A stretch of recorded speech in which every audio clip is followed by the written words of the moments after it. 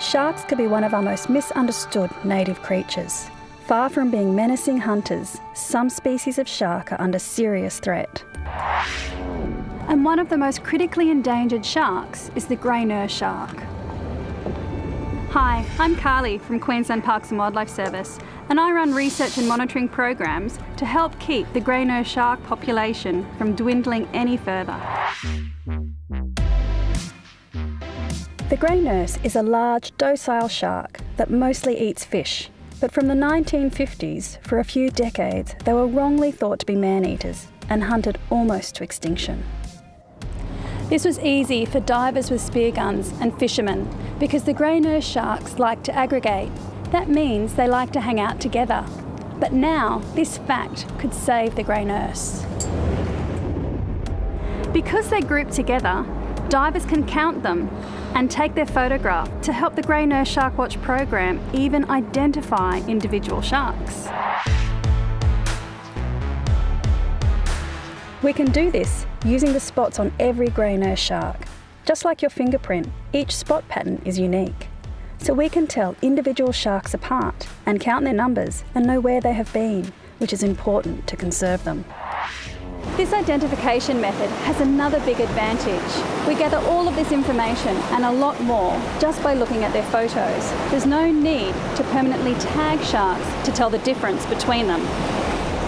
So far, we've catalogued over 1,000 individual grey nurse sharks, but with less than 2,000 living along Australia's east coast, every single shark is precious. That's why when we heard from divers about a badly injured grey nurse shark at Flat Rock near North Stradbroke Island, the Queensland Parks and Wildlife Service and an expert marine team from SeaWorld joined forces to save it.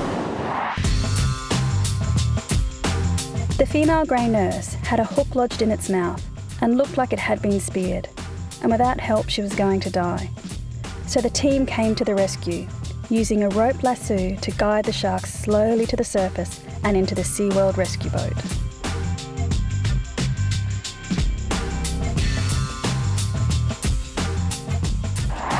At the surface, her injuries could be assessed more closely. She had actually swallowed a homemade bait spike, which had pierced her stomach and abdomen. She needed surgery fast.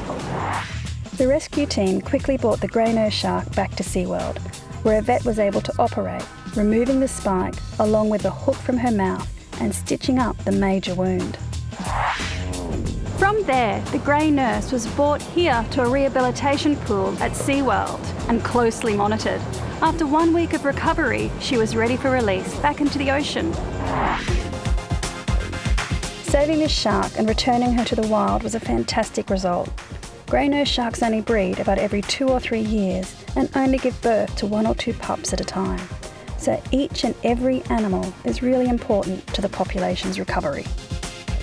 So thanks to some citizen scientists and marine experts, this female grey nurse shark has a chance to go on and have new pups and help this misunderstood species recover.